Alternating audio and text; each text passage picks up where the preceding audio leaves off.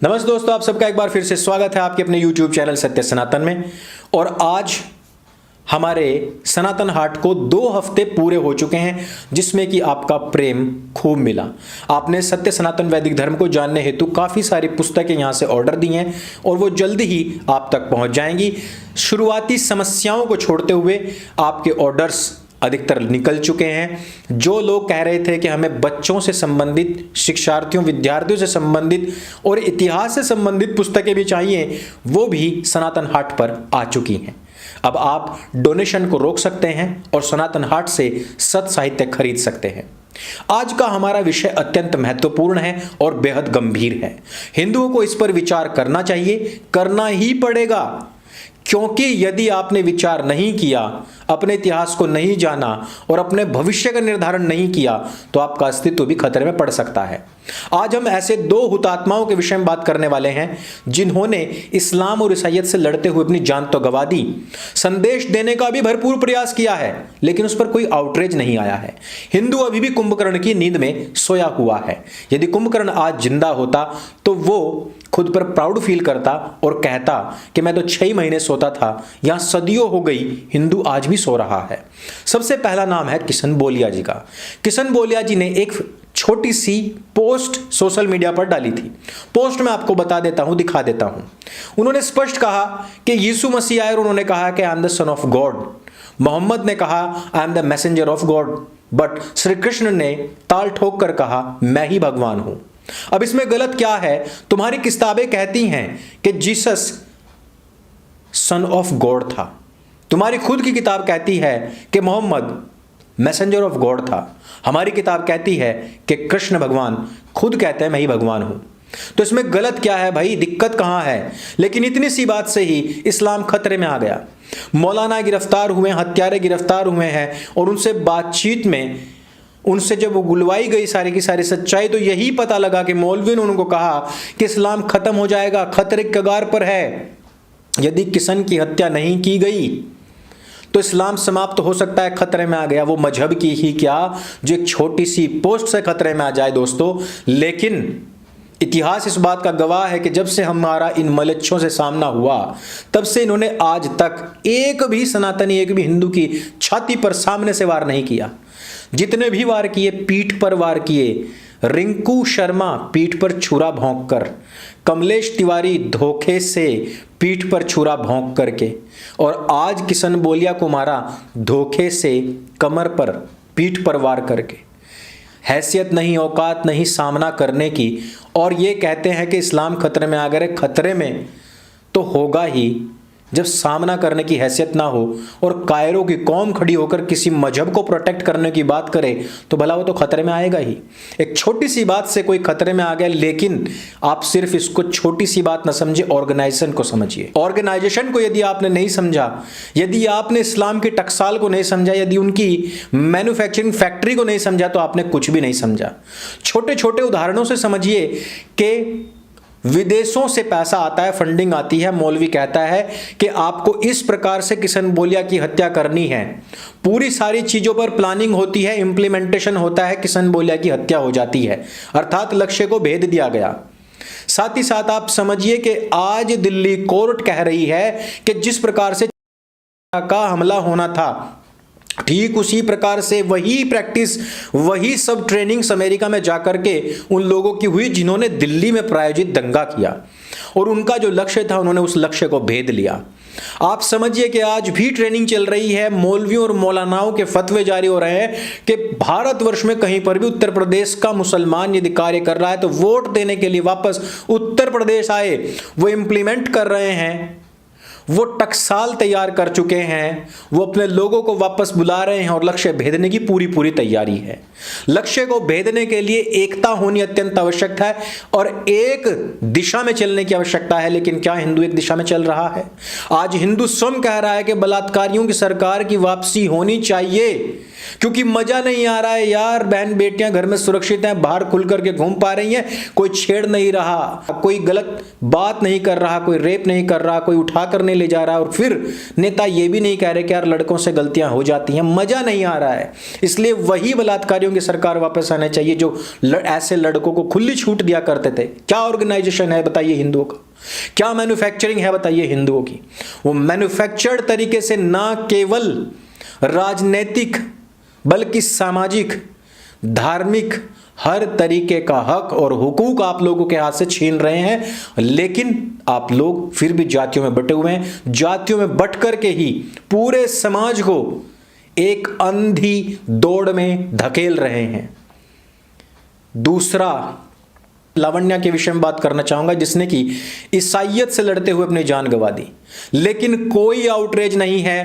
पूरे भारतवर्ष में कोई व्यक्ति उठ करके सामने नहीं आया है।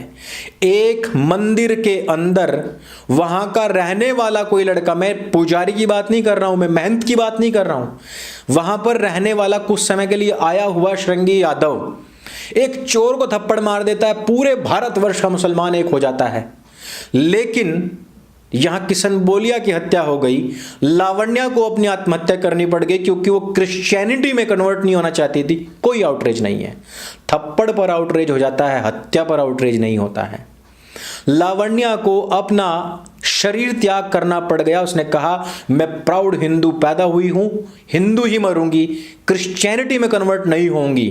और विडंबना ये देखिए कि मद्रास हाईकोर्ट कह रहा है कि मंदिर की क्या आवश्यकता है, क्योंकि ईश्वर तो सर्वव्यापक है, तो अल्लाह भी तो सर्वव्यापक था। उसके लिए रोड जाम करके, ट्रेन जाम करके, एयरपोर्ट जाम करके नमाज पढ़ने की क्या आवश्यकता है, किस चीज के दिखावे की आवश्यकता है, इसके ऊपर कोई भी हाईकोर्ट कभी क्यों नहीं बोलता है।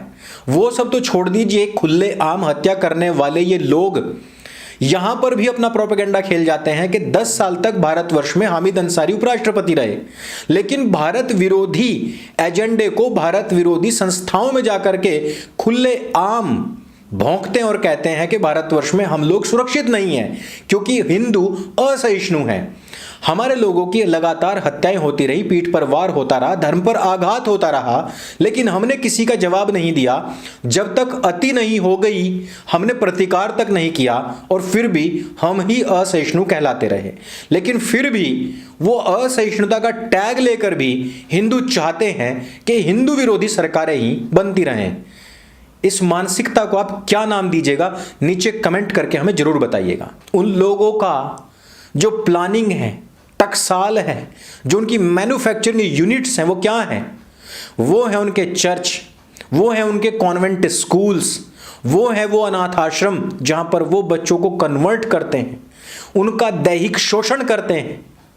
उन टकसालों में तैयार किए जाते हैं ईसाई, और इनके मदरसों में तैयार किए जाते हैं कट्टर मुसलमान।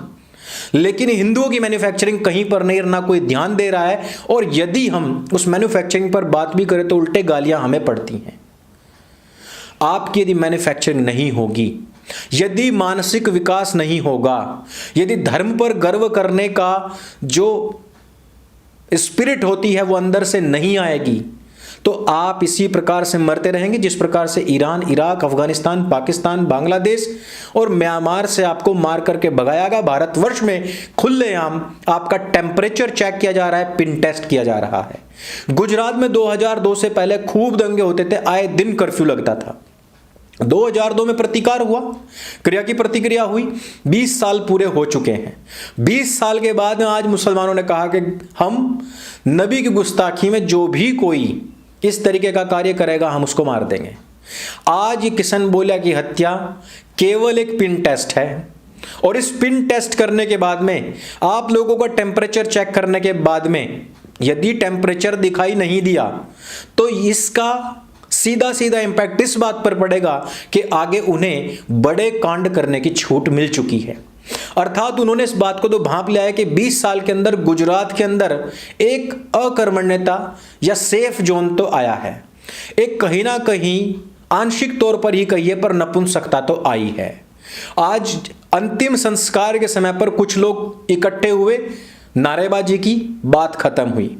लेकिन क्या आपने उनकी मैन्युफैक्चरिंग यूनिट के बराबर अपनी कोई यूनिट खड़ी की?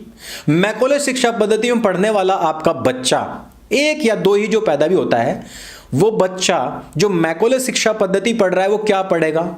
हिंदुस्तान गरीबों का और गंवारों का देश था, सपेरों का देश था। अंग्रेजों ने आकर इसको बेस्ट बनाया, मुगल महान थे और उन्हीं लोगों की वजह से भारतवर्ष का इतना नाम हुआ है।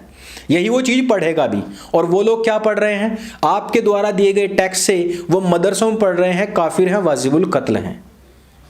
जब आपकी मैन्युफैक्चरिंग ही नहीं होगी, दिमाग के अंदर के जो टिश्यूज हैं उनका ही भगवाकरण नहीं होगा, उनका सनातनीकरण नहीं होगा, तो भला आप कैसे गर्व करेंगे और अपने अस्तित्व की रक्षा कैसे करेंगे और अपने अस्तित्व के लिए लड़ेंगे कैसे?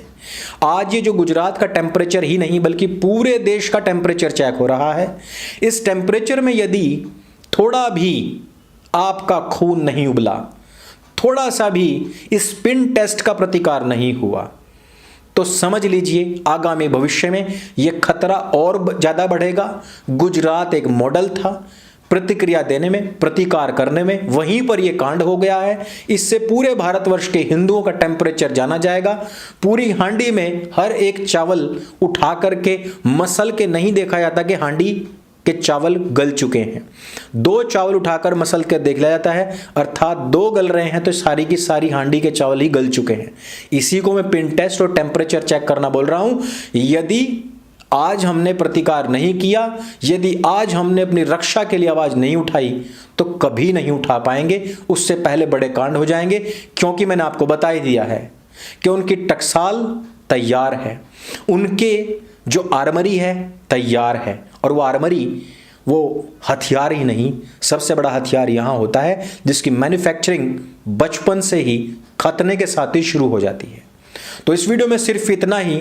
ये ट्रेनिंग्स आप लोगों की कब शुरू होंगी, आपके कॉन्सेप्ट कब क्लियर होंगे, आप कब समझेंगे कि हमें किस रास्ते जाना है, उस बात की प्रतीक्षा करने का भी समय हमारे पास में नहीं है। यदि वीडियो आपको जानकारी से भरपूर लगे, अच्छा लगे, तो उसको सबके साथ में शेयर अवश्य कीजिएगा। मेरे संग बोले सत्य सनातन वैदिक धर्म की जय। जय हिंद, वंदे मातरम।